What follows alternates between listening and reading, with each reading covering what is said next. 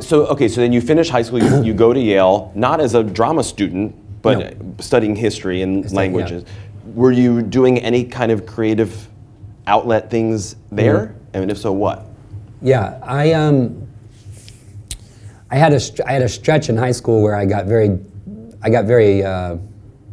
self-conscious about anything to do with acting, partly just because I was small, and I remember having this terrified sensation that girls from my school were going to see me in this song and dance thing and I don't know why this paralyzing self-consciousness came in, and I quit the whole thing. That'd be a good thing if they went and saw you. Yeah, exactly. Well, I don't know why I had that. I went to a school that was a little tough, but my mother was very upset. Not upset at me, but I know she knew I loved it, and she was like, why are you quitting this? And I didn't want to talk about it and stuff. And then we went and a school trip. We had a school trip to the National Theater, and Ian McKellen was doing this one-man show that he wrote about his life in the theater. It was called Playing Shakespeare.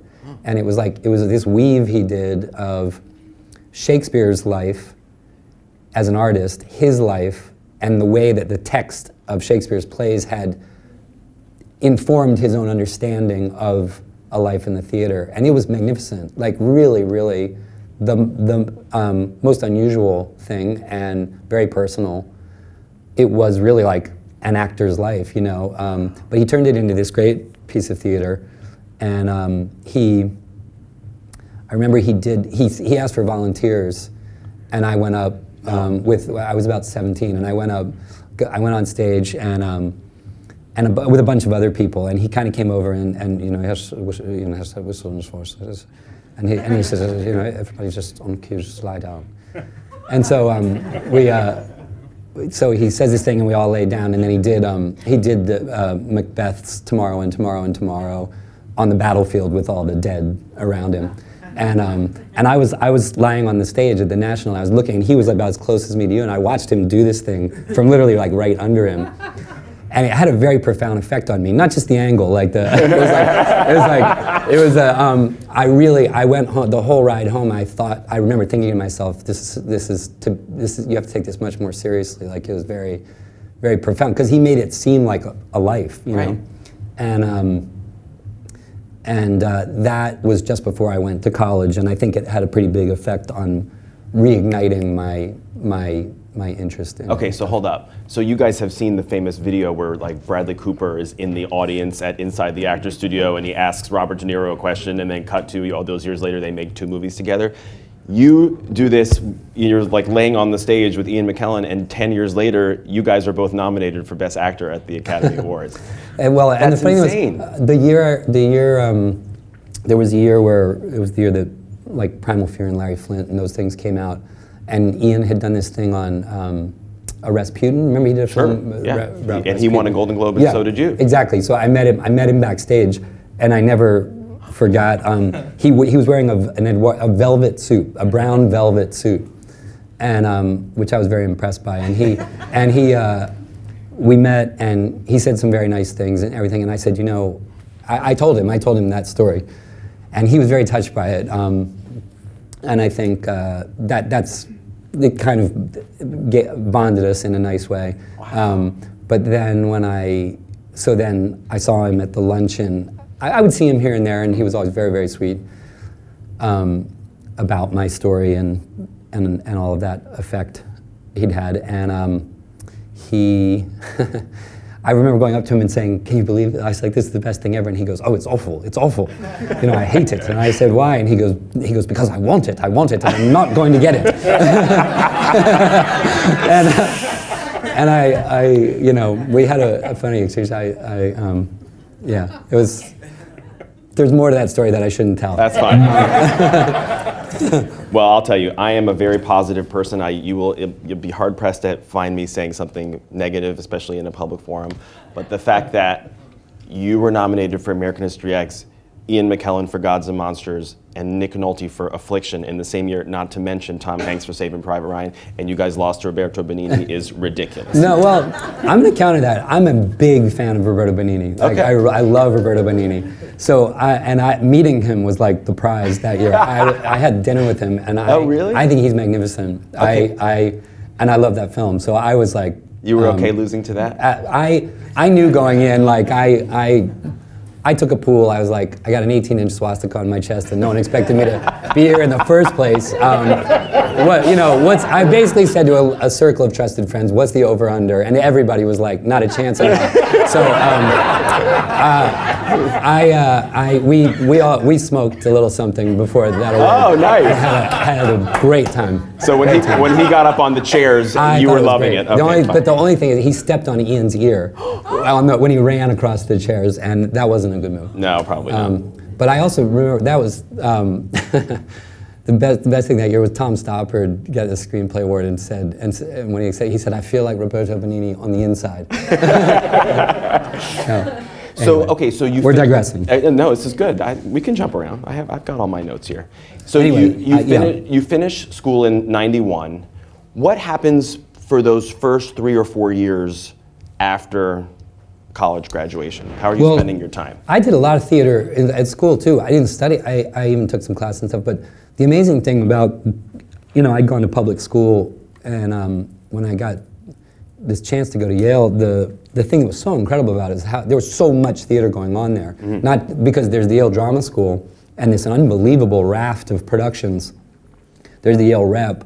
I remember seeing, you could in one weekend, I was 19, you could see, I was an undergraduate when I was 18 or 19. Paul Giamatti was a year or two ahead of me in school, and I remember going to see him in an undergraduate production of Who's Afraid of Virginia Woolf. Whoa. And Paul looked the same as he looks now. He hasn't, everyone else has aged. Paul has just aged into the way he looked when he was 20. Got it. And I remember thinking, so this is like some 50-year-old guy who's come back to school to go to college. Like, he's amazing. He's just amazing. But I remember seeing that, and then the same weekend I saw at the Yale Rep, Fran McDormand and David Strathairn were doing Moon for the Misbegotten. And then I saw Henry V, and played Clarence. Liev Schreiber was Clarence. He was at the drama school. It was like there was so much going on there, and you could do plays. I did plays, all the time. I did Chekhov plays and Shakespeare plays, and had a ball. Just but you didn't have to be. You didn't have to have a. You didn't have to be getting a degree in theater there. It was wonderful. And then afterwards, you went to Japan for a while? No, that was just a summer and part of a semester I spent while I was in school. Got it. I lived over there. So after finishing at Yale, you went to New York and looking for work as a working actor at that point? No, I actually went and worked in affordable housing. I worked. I did. It's complicated. We were my grandfather, who had a big impact on me making this film, because he was an urban developer who was kind of the anti-Robert Moses. And in fact, many of Willem Dafoe's lines in the film are things my grandfather said in speeches. Oh, wow. about service and the idea of caring for people. And the first job I had was working for this organization he built that did very innovative tax credit finance on affordable housing. And my job was actually going all over in New York City to every borough, interviewing people who had gotten out of situations of dislocation and into a stable, affordable home. And it was the most amazing way to move to New York City and get this exposure to the breadth of the city and people's experiences. And it was the period in which I got really interested in sort of the dark history of New York's, New York's dirty secret of the mid-century was in many ways how the poverty traps that we deal with today, many of the modern problems that we still deal with in New York, were a function of things done by design in the 50s. And it's if LA's kind of original sin is that it stole all its water, and water corruption in many ways, New York's is the way that discrimination was really baked into the city of the infrastructure of the city as it was converted from a 19th century city to a 20th century city. And but in that period, working in housing, I got actually pretty hooked on the things that I finally got into this film. Oh, that's so great. Yeah. So how long did that last before you then made the pivot? I was working, I would get backstage and I was taking classes. I was moonlighting in the theater, and even when I was doing that work, I would audition, for things out of backstage. I auditioned for Yale Drama School, I didn't get in. I auditioned for Juilliard, I didn't get in. So I was interested, but in a weird way, I think I didn't get into those places because they were hard to get into. But I also think looking back, I bet it emanated off me that I was not all the way in. You know what I mean? And I kind of found my way to some really good teachers. One in particular, and was doing that, and then I got into some, off plays. Waiting for Lefty, Clifford Odets' Waiting for Lefty. I did Brian Friel's Lovers, Shanley's Italian American Reconciliation. I was doing a lot of theater, and I got and out of that, Edward Albee saw me in one of the plays I did, and that's what led to getting an audition for the Signature Theater, and that's how I ended up starting to do kind of work that was getting a little more, of a profile to it or something like that. But still, as I understand it, you had to attend an open call for Primal Fear. Yeah, but everybody did. I mean, okay. Every one of we all did. Honestly, I've laughed at Sam Rockwell, Bobby Cannavale, Mark Ruffalo. Leo? Yeah, but Leo was a star. He was, a fame. He was he was a star already, and right. I see what you're saying. I think the line I've heard is that they offered that part to Leo, and he passed on it. I think Christian Bale was kind of being talked about. Stephen Dorff, I think, was I don't being know talked any about. I don't know any. I was like, L.A. was Mars to me at that time. I had never even been to L.A. So, but everyone, every actor I knew, everyone I was coming up with and was friends with in New York, in the theater scene, who wasn't, in a graduate school like Sam and Bobby and Phil Hoffman and Mark Ruffalo, and a million others. Everybody I knew about that part, and it was kind of one of those things where you were like, you thought you had an ace up your sleeve, and then you realized everyone had the same ace up their sleeve. Like, you were like, yeah, I got this audition, and everyone was like, oh, you did? Oh, fuck, everybody. It's like everybody got that audition. Like, so it wasn't. It was like they saw Deb Aquila, who was the casting director at Paramount, got Greg Hoblet to let her really go around Chicago and London and New York and really do a old school search, But my understanding, which I think is really interesting for a room full of actors, is that you went into this audition, and whereas it was written that the character was sitting in a chair, you asked to do it sitting on the floor in the corner of the room. And I think that's interesting because my understanding is that it was one of several ways that it kind of set you apart from a lot of the other people. I think sometimes these things they get a life in them it even happened at the time. By the time I came out and did the screen test, I was like going around in LA. I didn't know where I was. I so didn't know where I was out here that I was at the 3rd Street Promenade, and they had me staying at the Bella. It's across from the Whiskey A Go Go. Oh. And I was on the 3rd Street Promenade, and I saw these buildings in the distance, and I was like, I'm just gonna walk to the hotel. And I was like, like 4 hours later, I hit the Brentwood, mall, and I was like, something's wrong here. But I think that that even like my screen test, it was like the Nirvana demo tape. It was like people were telling me, oh, I saw that, and I was like, how the fuck did you get a hold of my screen test? But the things that were true, but it wasn't just that. The thing is, I had auditioned for Deb and her partner when they were big indie casting directors in New York.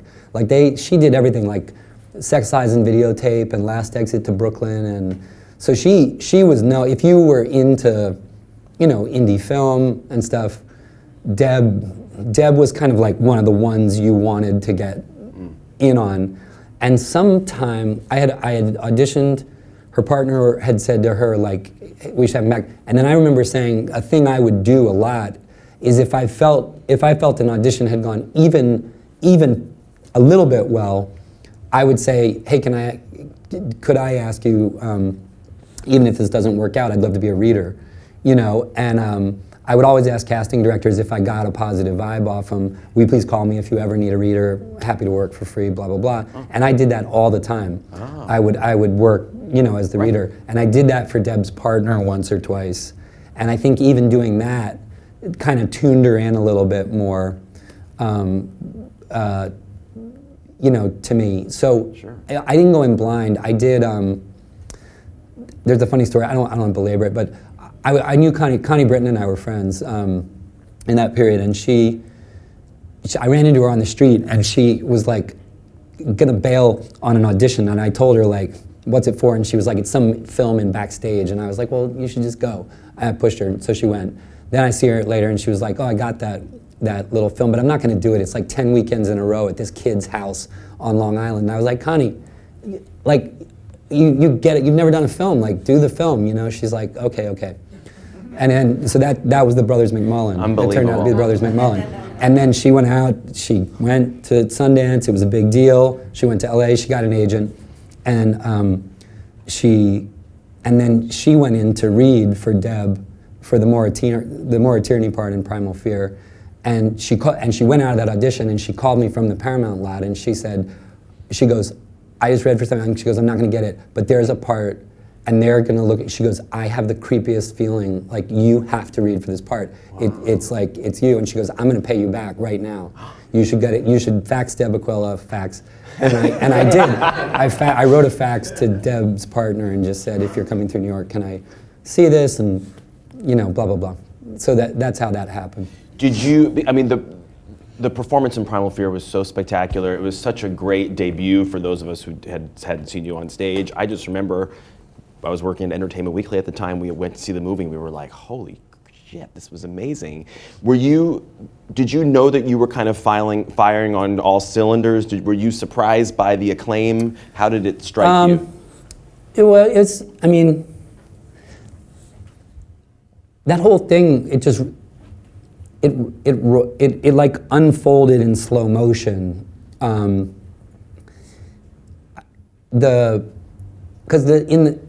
I used to look at things like that, talking about auditioning, it's just like, well, I'm not gonna get it, but it'll be a good shot to try something a little weird, or just see what I can do. And I used to always go into auditions and kind of say, I hate the thing of chit chat before you read. I think it's like introducing your own film. It's a disaster. It's like you're atomizing everything you're about to try to do. It's like, hey, let's meet each other, and then now I'm gonna go put on a Kentucky accent and pretend. It's like, why does this help? So I would always kind of subtly, in a way, say to whoever was, it's like, can we talk after? Can we just come and do the thing? And usually people liked that, and that's what I did with Deb. Is I just asked the assistant, can I just be in the room, and can she come in? Can we just start? And that's what Deb sometimes later talked about, was because Deb didn't use readers. She's a really good actor, so she would read the scenes with you, which I thought was cool, and I think I did do that. I think I sat over in the corner, so when she came in, she kind of had to find me in the corner of the prison cell or whatever, and we did those things, and I felt it had an impact on her, and I think the thing on that was that the part was written, it evolved when we made the film a lot. It didn't have a stutter, it didn't have these things, and I remember thinking like, this needs a hook, this needs an, if this is gonna work, there's gotta be something that that kind of, you know, cons this sharp lawyer fast, and it seemed to me like that the vulnerability that, you know, the way you empathize with someone who has a stutter creates instant empathy. Sure. And so I thought it was a good way to do, without presuming to mess with the script, just put something in it that wasn't there, and I think that may have been part of it. That was obviously working, and so I kept working on it and leaning into it, and by the time we got into doing it, it was almost like it had become part of the DNA of it before we even made the film, and I think it was a great experience overall. Richard Gere was amazing to me. He was a very, very generous ally in helping me go through a first film experience. Everybody on that was great, and you know, I was really Michael Chapman, like, who shot Taxi Driver and Raging Bull and was the DP, and I was quite nervous about that. But he, when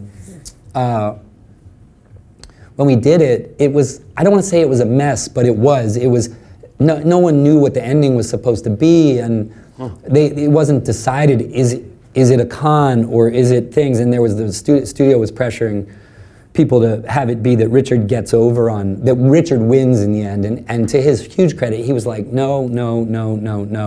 He's like, it's a con, it's a body blow, the last frame is me with my shoulders sagging, that's why it works. You know, he was very unprotective of the idea of like a heroic ending for him. I love that. Yeah, but when we shot, we kind of improvised that whole thing that became the ending that really worked. And I remember a lot of people going like, I heard crew guys going, we'll be back to be redoing this, you know what I mean? Like, you were sort of like, oh shit, like, you know, there were, and yeah, some people, it wasn't like, but then there was Hawk Koch, who was the producer of that film, head of the Academy a while back.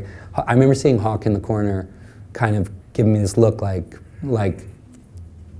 don't listen to any of that, that was great, like that really worked. And it was kind of like, okay. But the thing is, it's not like Birdman. I mean, honestly, it was a great experience and I felt great about having had the chance, but it wasn't like, the film was a thriller with a twist at the end. Right. And it was sort of like, in the back of my mind, I was like, I better hold on to my per diem because this could just not work at all. It could be real turgid melodrama that doesn't work. And so I wasn't like, people were nattering in a way, but I was definitely not counting my chickens like about that film. And in fact, I was very excited because I got in a Woody Allen film, I got in Everyone Says I Love You, and even more significantly to me, I got to work with Milos Forman. I knew that was coming. Before Primal Fear came out, we started shooting Larry Flint. And he was, I mean, Woody was very formative for me, but Milos was like one of my idols. I really, his films had a huge effect on me. And I really was, I was just completely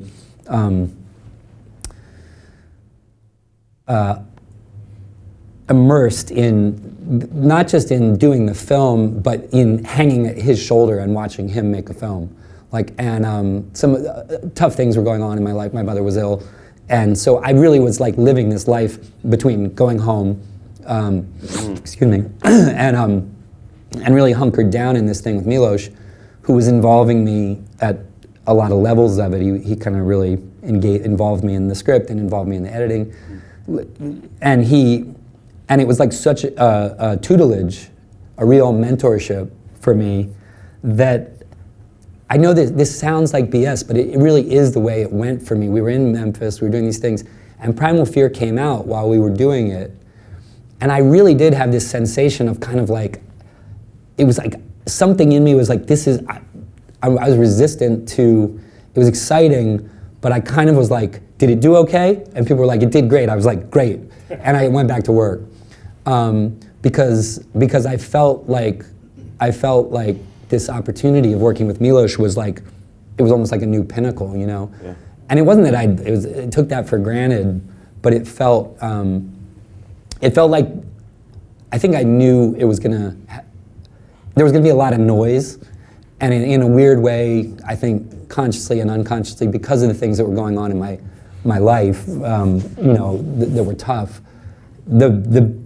I knew that kind of noise was going to be very bad for me right then, and that the best thing was just to work, was just to keep working. And literally, I had seen all of my parents took me to Amadeus, wow. and I remember the theater we saw it in. I remember how old I was, and I was talking to my mother like almost every day while I was making Larry Flint, and she wanted to hear about it and dissect it and ask what he was like and all these things. And it just felt like, in that period, I was like, just keep your head in these things that matter. And while she was alive, I wanted her to like be engaged in the pleasure of the creative process. And I'm happy she got to experience at least the beginning of this part of your life and your career. Yeah. Yeah. When you think back to Everyone Says I Love You and singing My Baby Just Cares for Me and doing like the dancing and all of that, is that terrifying? Was it super fun? What was your mindset on that filming? I was thrilled. I was fascinated to watch him do his thing. Because as a student of film, it's like, how does he do these things? It was really interesting. I was completely flummoxed by the musical component of it. That was like, they didn't tell us it was a musical. What? So everyone who got in it was like, I did an audition, they had me come back. I was waiting in the lobby. They came out and said, so he wants you to do it, so it'll be September. And I was like, wait, what did you just say? And they were like, he wants you to do it. And I said, well, can I go back in and say thanks, And I came back in. I said, I just want to say I can't believe it. I'm so thrilled. And he goes, well, it's going to be terrific, And I said, well, thanks so much. And he goes, no, it'll be great. And I'm walking out, and he goes, hey, just. You sing it all? And I said, what? And I said, okay. And You're gonna get your gun, Columbia, yeah, and Maryland. he goes, no, it's just something I'm playing with. And then like a couple months later, I get this thing saying you should go in and work with Dick Hyman, his great arranger, and this vocal coach. And I was like, what is going on, And I said to my mother, I was like, oh my God, I was like, I get a Woody Allen movie and it's a musical, like, but it was fun. It turned out to be very fun. Crazy. I had no idea that you didn't know that. Okay, so this leads into the first question. I'm going to intersperse a couple of your guys' questions. I hope I'm reading your name right. Is it Yeska? That's it. Yeah? How's it going? So his question is, how did you get into character for American History X, which is the next movie I want to talk about?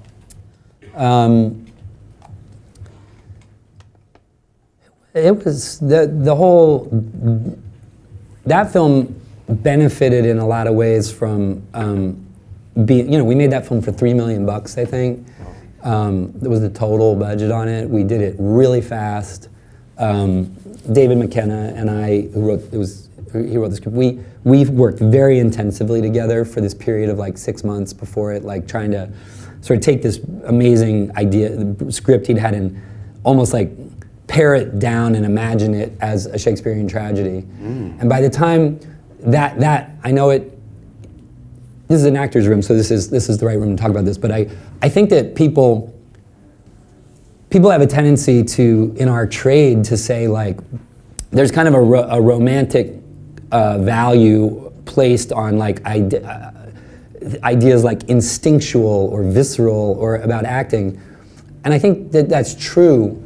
But I always think it's nuts that like the notion that any of the very best actors aren't analytical and cerebral first is the biggest load of crap, and it does a disservice, I think, when people talk about the method and they don't know what they're talking about, and they talk about this.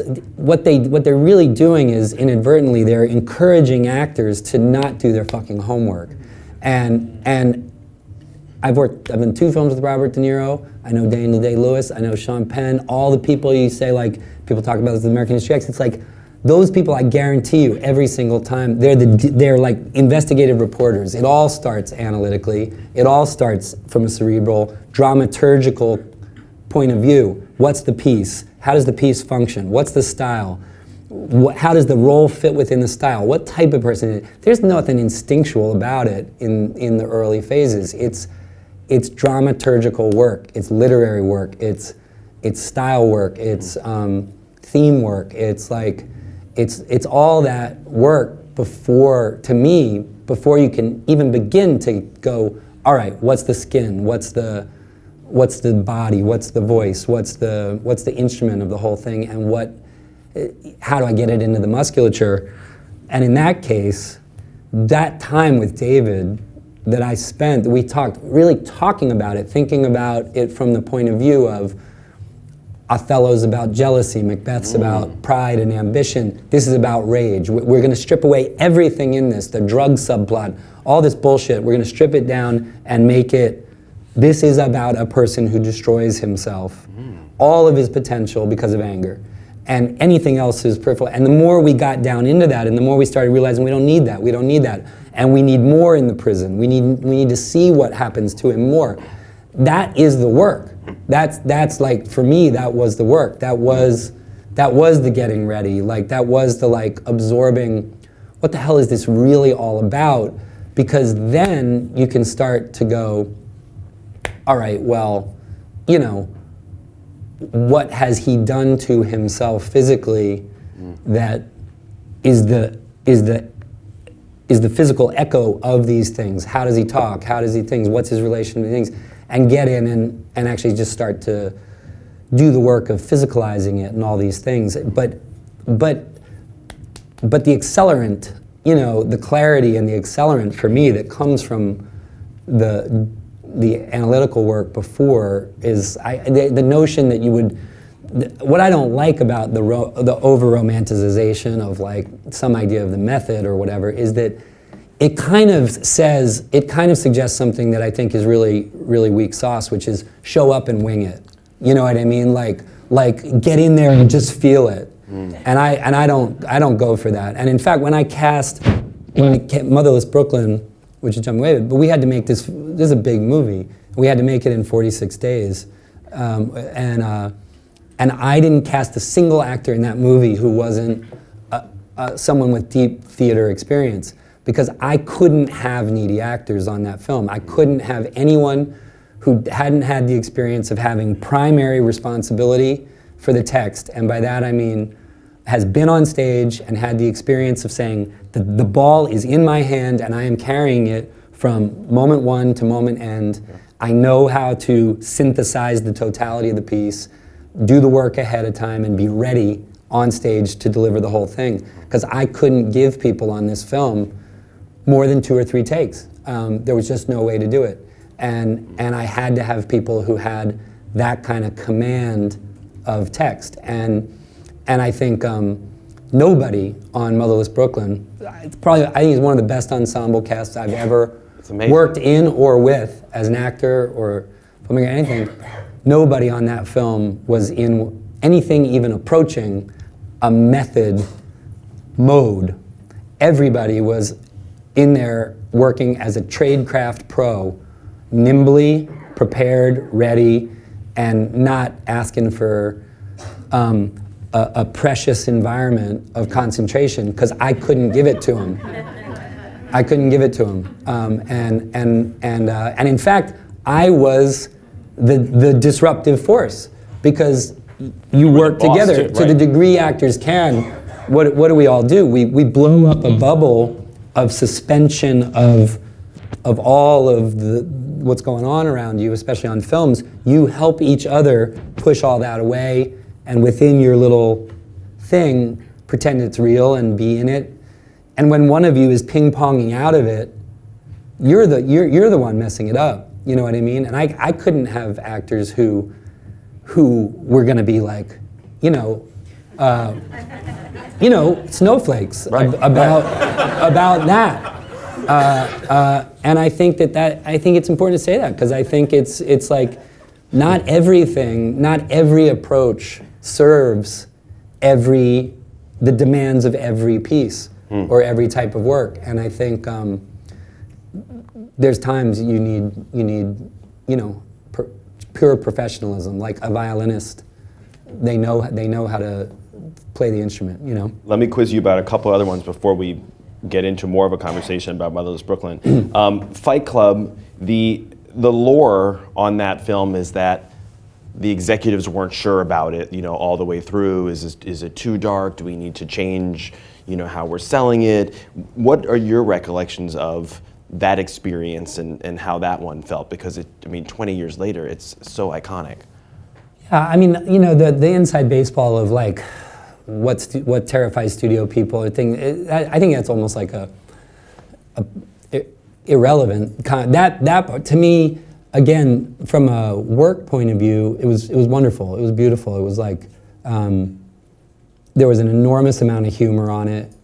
There was a strong sensibility of irreverence and a desire to, I think, stick a fork into the foibles, the existential moment we were feeling like we're all living in right now. And it was fun. There was a troublemaking, mischievous sensibility on the whole thing, and it was great people, funny people. Like Helena is really funny, Brad is really funny, Fincher's really funny, and my abiding memory of the whole thing was a lot of laughter, a lot of hard work, a lot of takes. Oh yeah, right. Thank God I worked with him before he went digital. I can't even. At least at least he could run out of film when we were working. But by the way, I'm glad you said that, because that too, there's no, you can't be a method actor with Fincher. There's no way.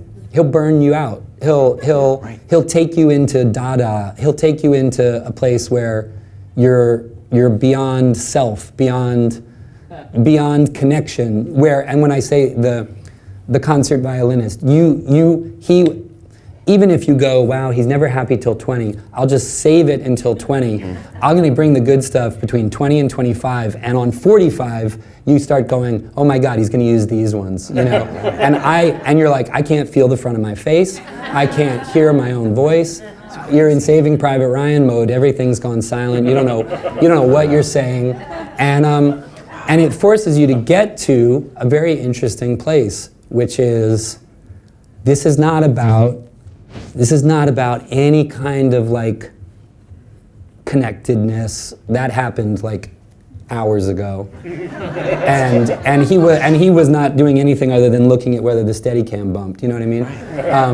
And you just go, I better find a gear to be in on this, or I'm not going to survive it. And what's really interesting to me is it puts you you get into a technical craft place where you go, we're going to work together to find it. There's a lot of them. There's no rehearsal, so it's like you almost get to this place where you're like, okay, with this director, the first 10 to 20 actually is rehearsal, and there's where we'll block things, but this is actually really finding it, and he's okay with that.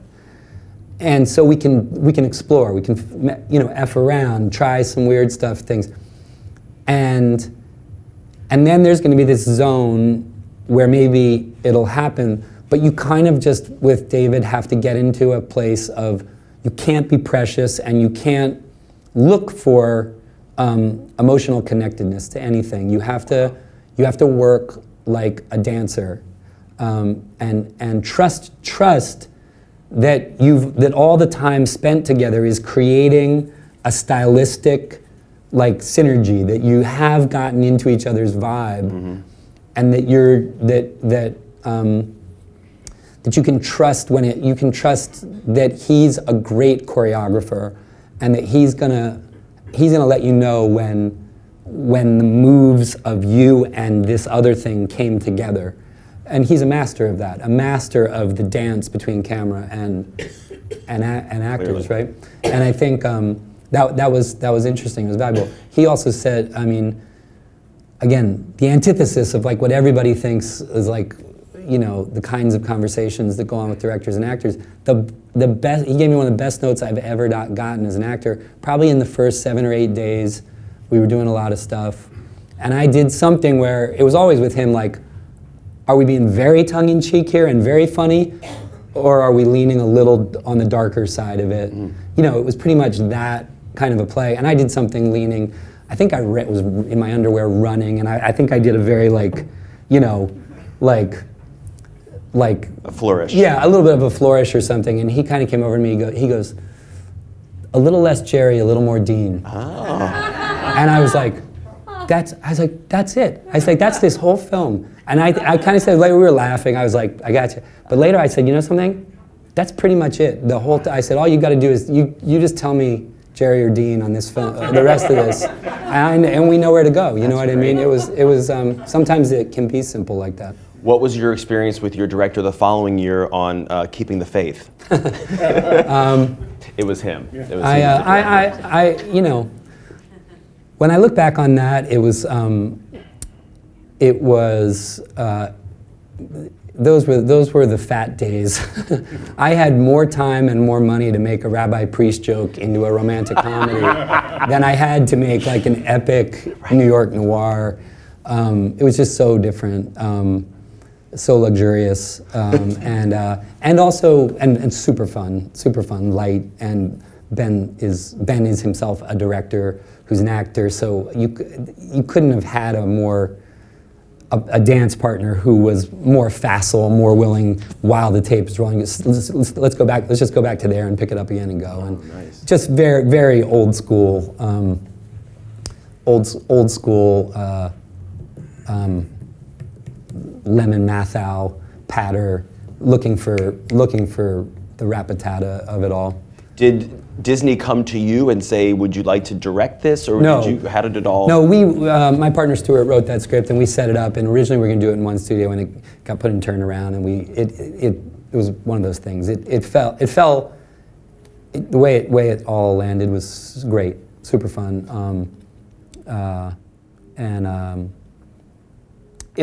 Fincher said to me, we were making Fight Club while we were setting it up, and I was asking him about certain things, and Stuart and I thought maybe we'd just like do this because why sit over someone else's shoulder and bug them because they're not getting your jokes or whatever. Right. And so, but I said something to Fincher like, do you think this is kind of light? And he goes, the first one, just do something you don't care about. He goes, don't do anything you care about on your first one. And it's not that I didn't care about it, but he goes, Alien 3 was not my heart's desire. He's like, but it gets one under your belt and it gets you things. And it was that way for me. It was fun, and I really liked what it was about. We had a great time, but it wasn't, it was in a way getting to go through the exercise of making one. Right. Well, that leads into a question from Casway Blackwell, who asks, it must be hard to be on camera and direct at the same time. How do you deal with it? It's very yin yang. There's things I absolutely love about it, and there's things I really hate about it. On Motherless Brooklyn, because the character, if anyone the character has Tourette syndrome and obsessive compulsive disorder. It's a very chaotic, very spontaneous kind of a characterization, and it was tricky. In a funny way, on that, because of the time constraints, which were very real, I actually could not, the director, me, the producer, I could not afford actor Edward needing a lot of time. And in a weird way, the fact that I knew I was going to cut it and shape it, I felt, I trust myself, so I wasn't precious. I was free to experiment and to very quickly bracket the performance and do one at 2, do one at 4, do one at 8, and do one redlined, crazy. Give myself a lot of raw material, which was very much, by the way, a Milos Forman wisdom to me. Milos told me once that making films is all about casting and editing, and that in between, all you're doing is gathering raw clay. If your actors are right and you're a good editor, you get yourself everything you can get yourself, and it helped me on this because it let me as an actor serve myself in an uninhibited way. I had less self-consciousness, less protectiveness about doing something that I later would go, "Ooh, I hope he doesn't use that," you know. And it did liberate me to work in a somewhat more freely experimental way without too much self-consciousness. That's good. What's not so great is just all the headspace that you try to, all the space you try to create for yourself as an actor to get out of your head and into the muscle memory goes away. It gets just completely eaten by the necessary work directing, and vice versa, because you lose all of your time as a director literally to the makeup chair and the you know, it's that part of it is tough. But you know, this is a room of actors. I think it's a great thing to do. It's a great there's such an amazing tradition in American film of actors making films. We all come up on those films from Citizen Kane, the great one, but you know, like Do the Right Thing had a big impact on me. It was one of the more formative films in my life. Reds had that effect on me. Robert Redford's films, you know, and when you see these things done, and sometimes I think actors, sometimes actors have a sense of their own sweet spot, their own thing, and sometimes it's something very special can emerge out of somebody having a deep feeling for something, like Dances with Wolves, you know, like a beautiful film. I think Costner absolutely understanding where he was best. You know, he knew what that was about for him, and it comes through. You know, it comes through, and I love that. I always felt like whatever is difficult about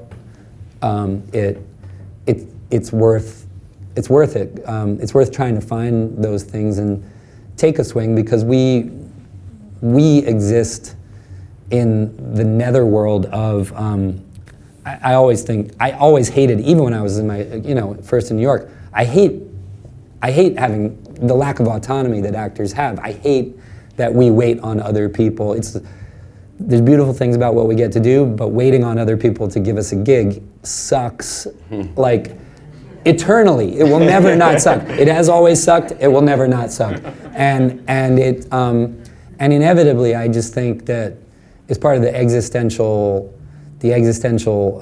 burden of actors is, at some point, you just got to make the work you want to make. You got to make your own work. You got to be part of making the work. It's what I loved about Shakespeare in Love. Truly loved about that film is the whole idea of actors, the minstrel tradition. Put it all in a wagon, go to town, set up the fucking set, put on the costumes, do your own makeup. You know, It's like that we, you know, we've been boxed into separated unions and all these things. But the truth is, I think, it's just none of us at any phase are lucky. I mean, there's so few are lucky enough to like just get to like read one thing, read another thing. I'll do this. I won't do this. I won't. That's just not the condition of the tribe. It's always, and I think to some degree we've got to make our own way and make our own opportunities for work. I like this question from Marco Para, who says, what advice do you give to actors who are serious about wanting to make films as well? I mean, how did you study the directors that you like to make sure that you were picking stuff up without distracting from the work that you were brought there to do? Well, I think literacy is important. When my friend used to run the acting program at Juilliard, I would go up and talk to the kids there, and it's like, it's an extension of this same conversation. You have to be literate. You have to be well read. You have to read plays. You have to watch films. You have to understand. I think one of the best pieces of advice a teacher ever gave me was, you got to understand style, in the sense that, like, the Coen brothers demand a very different sort of work than Paul Thomas Anderson does, maybe. You know what I mean? It's like there is style. And if you're doing the Hudsucker Proxy and you're bringing, like, a low-key, banal, like, naturalism, you're out. You know what I mean? Like, you're gone. Right. Like, you need conversancy with the filmmakers you hope to work with, right? And so I think literacy is important, and I think looking at, you know, in a funny way, I mean, this kind of stuff is great. I always used to look for stuff like this. There was, you know, those Cahiers de Cinema I used to love, you know, or Projections. There was that series of books, or Somebody on Somebody, you know, like everything about film process I used to devour. There's also Turner Classic Movies. Turner Classic Movies. Pretty good channel. I agree. No, by the way, Right. I totally agree. I totally agree. I think that we have we're in a rich moment of access to. I remember having to chase down tapes of the old RSC. There was the great RSC director John Barton and Trevor Nunn. They did this thing, the series on the BBC called Acting Shakespeare, and it was like all the best Shakespearean actors out of in England doing these filmed working sessions. If you can ever find them, they are to this day amazing. Wow. They're amazing. It's like Patrick Stewart and David Suchet and Ian McKellen and Lisa Harrow and Sinead Cusack and all these great actors dissecting how they break down Shakespeare's texts and all these things. It's amazing. But I think on a technical level, when you go, I think anyone would tell you that if you're going to direct a movie or and act in it, you got to triple the preparation time. Like if someone tells you like prep is 10 weeks, you go, no, it's not, it's 20. Like it's, and if you have to do that unofficially, off the books, because, and you got to carve your time as an actor. The guy, I don't know who's seen the film, but the guy who plays the mayor in the film, we did plays together at the 29th Street Rep in New York when I was like 24, and he's a terrific actor, teaches acting. His name's Peter Lewis, and he was my rehearsal partner. So like long before prep started, I would work, he would play all the other parts and I would work on the scenes with him because I knew I wasn't gonna have time once scouts started to, you know, like the Alfred Hitchcock line that directing is getting pecked to death by 1,000 pigeons is I really like. It's very true. And the pigeons are the ones that make you look great. Right. But they do have a lot of questions, and it's gonna eat your. If you're gonna act in something, your prep time is gonna go like down the hole. Now, I wonder what came first, that line from Hitchcock or the birds? Yeah, they are related. Maybe it was his revenge. It was like the movie was his revenge. Any instant recollections of working with Marlon Brando on the score? Yeah, sure. I mean, it's funny you say that because I was having a conversation about him and that not that long ago, and that got me thinking about it, and I hadn't in a while. And there was actually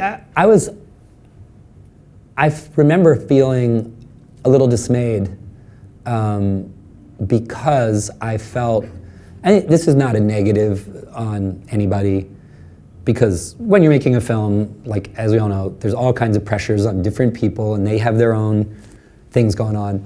But I felt that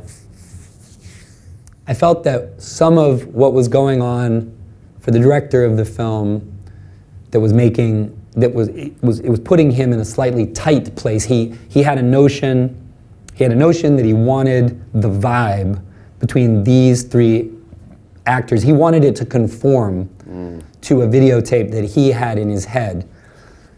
And I thought what was a shame was that Marlon was doing really really cool, funny, very tender stuff. He was putting a little bit of a Truman Capote spin, a very distinctly closeted, homosexual kind of a love between his character and Bob's character.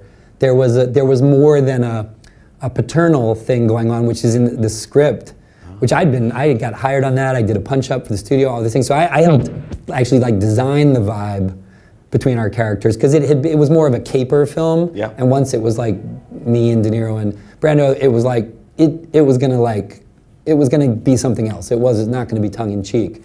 And we decided to like play it almost like a generational thing. A young Turk, like a stone cold, pro, and then the veteran, right, who's gotten a little sloppy, right? Right. And it fit us, and we dialed it in that way. But Marlon did that thing that he always did. If you look at his work, he always has the great misperception of Marlon Brando is that he was this masculine icon, which he was. But it's the way Marlon looked from Streetcar on. Reflections in a Golden Eye. I mean, there's Reflections in a Golden Eye. Even Terry Malloy. The thing that makes Marlon Brando great is his sensitivity. He has a very wounded sensitivity. I don't want to say a femininity because that's not quite right. But he has there's a softness, and he looks like a Roman.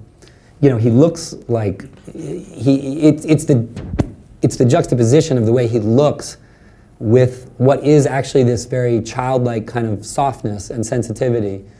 And that scene with Eva Marie Saint, the famous one with the glove, and with Rod Steiger in the car, and all those things, it's woundedness. It's not Terry Malloy the fighter, it's the guy going, I needed you looking out for me. And with her saying, don't say that about me. You know what I mean? It's like, he's in pain, and I think that came through so much of his stuff. Anyway, we're doing this thing, and I was watching him, and people were making a lot of noise about Marlon he was one of the first people to use an earwig, right?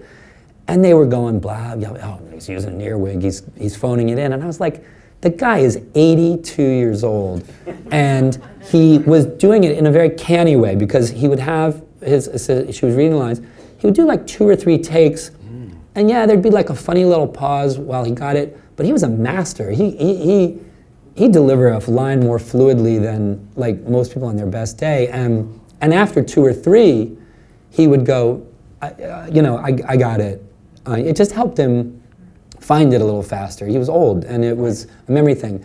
And he would very quickly let it go.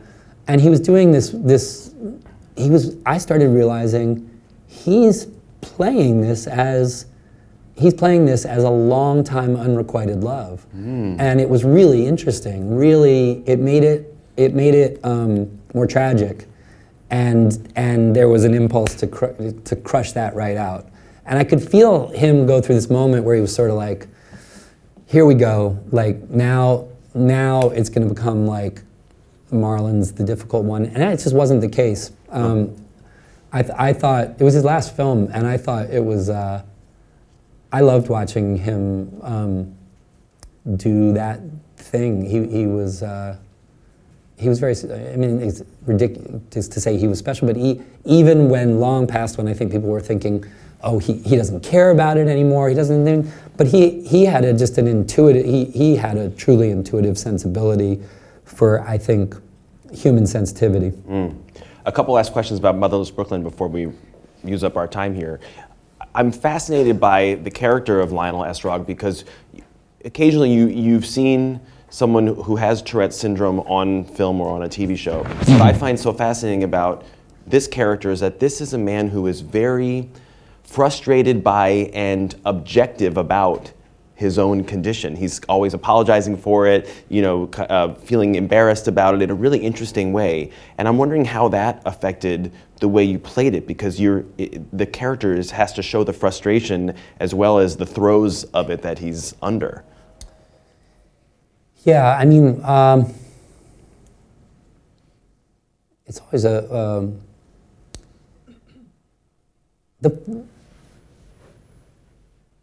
the thing about, in a way, all characters who are heightened And I don't even mean just like characters with a disability, like we're talking about Marlon Brando, Stanley Kowalski or whatever. Stanley Kowalski, I mean, it's not like Tennessee Williams is realism, right? Right. Blanche Dubois and Stanley Kowalski are poetic archetypal characters. Like no American playwright ever wrote more heightened archetypal characters. What's so exciting in that is you have Vivien Leigh and Marlon Brando taking these things and just hauling them down onto the ground so that they become visceral, right? And they take that language that's impossible. It's so hard, that language. So few people can and they make it real, right? And when they make it real, then it becomes it's like heightened, but becomes identifiable, right? And you get the Joseph Campbell phenomenon of transparency. You're like, well, even I'm not, and that's why he had such an impact. A whole generation of actors, a whole generation of people. It was like suddenly they could see the tensions of their own masculinity and sensitivity in him. Mm-hmm. He's this way, but then he's on his knees in front of Stella, and it's like it's all heightened. But what it's doing is becoming transparently about all of us, right?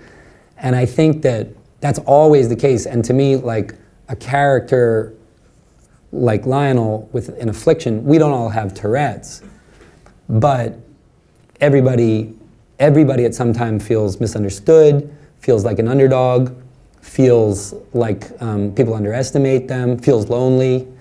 And so the idea to me is not, it's like the affliction or the condition is actually just a mechanism for turbocharging your identification, right? It's the way to get you to empathize. It's an accelerator on empathy, and hopefully, certainly it's true in the book, but hopefully in the first 5 minutes of the film, you're like, I'm on this guy's side. Absolutely. I'm on his side. He's letting me in his head.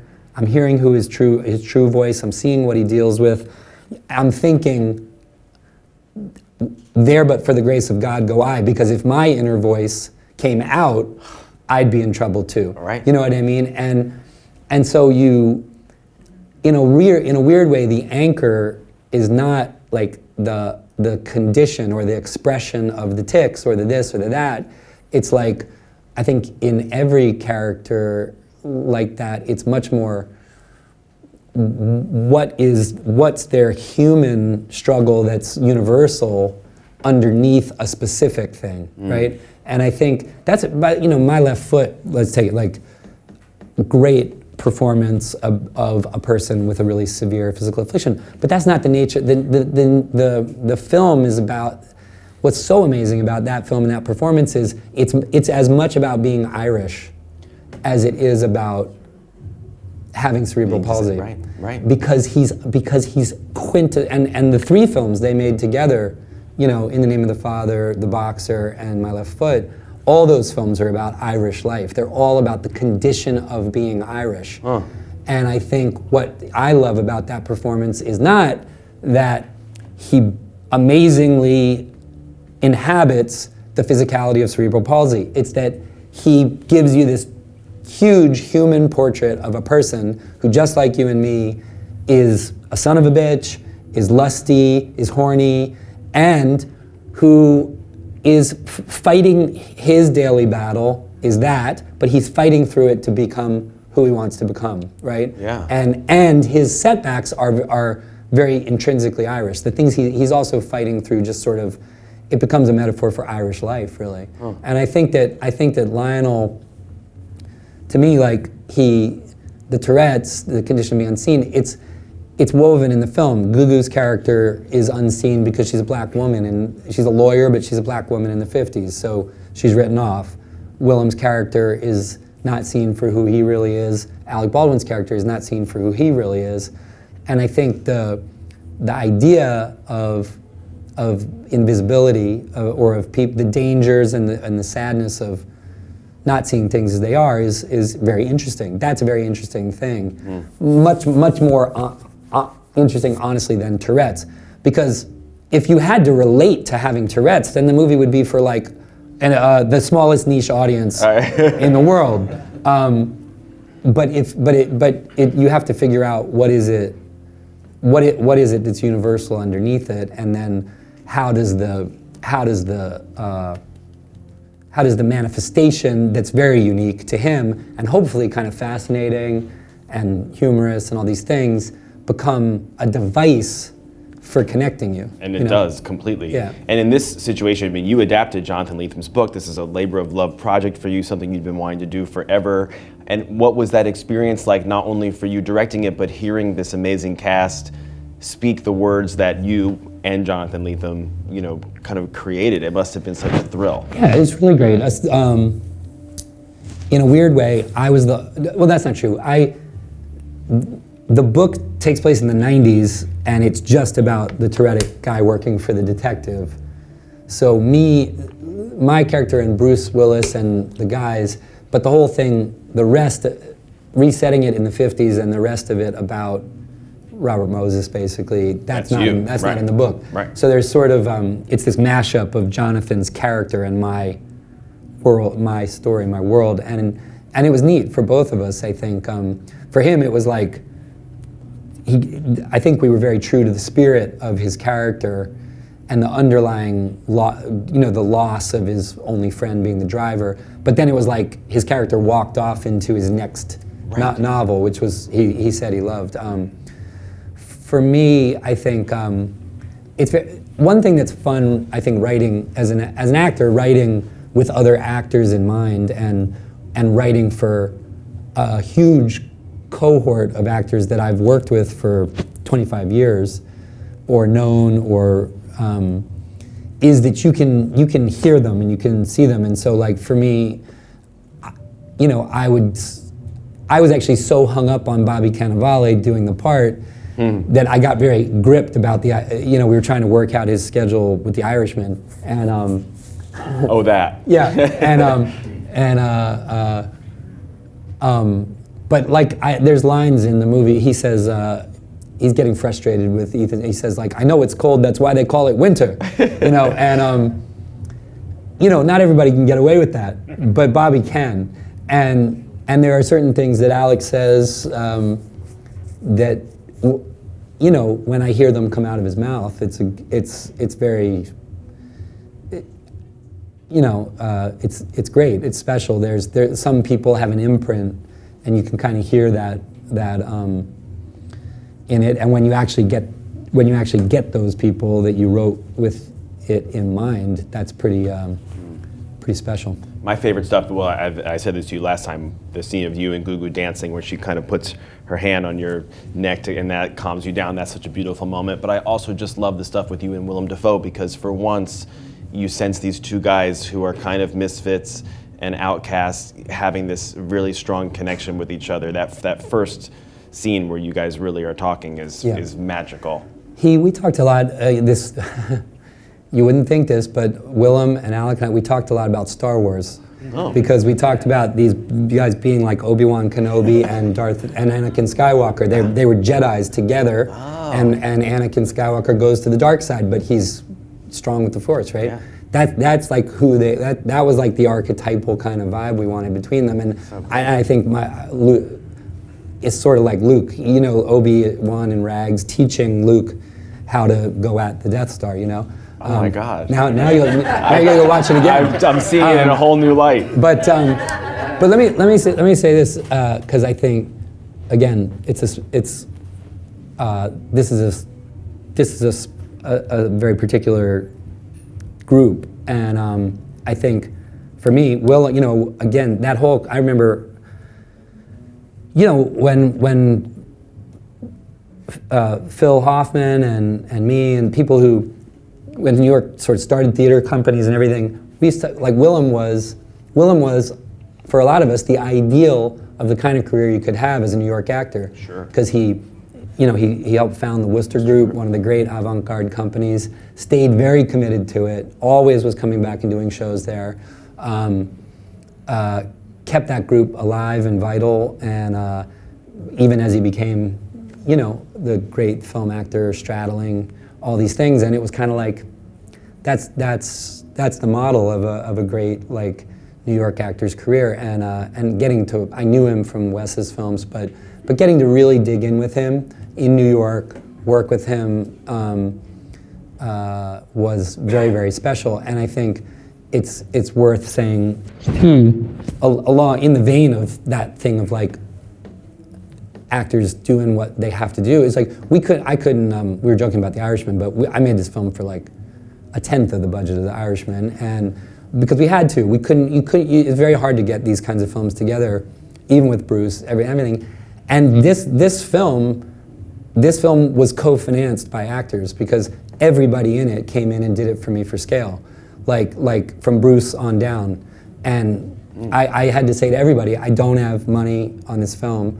And that entire cast, Bruce, Alec, Willem, Gugu, Bobby, Cherry Jones, Michael K. Williams, Dallas Roberts, Josh Leslie Pice. Mann. Yeah, Leslie, everybody right on down just said, let's get this made. And to me, I'm not sharing that like it's not some kind of extra credit, but I do think it's important for actors to hear that like what actors can get together and leverage things. There are ways to hack things when we get together around stuff that you can figure it out together, and that was very gratifying to me. This film essentially being made possible by actors being committed to the work, and I'm going to be paying it off for a long time. I've been like, if you see me in Die Hard 8, and if you say to yourself like, any movie, if it's like that seems beneath him, just go. He's paying off Motherless Brooklyn, and it's worth it. Well, by the way, it's worth it because Yeah. you made a fantastic film. For any of those people who have not seen Motherless Brooklyn, either watching or in this room, see it. It's really great. And Edward, I thank you so much for being here with this crowd. Pleasure. Edward Norton, ladies and gentlemen, thank you so much.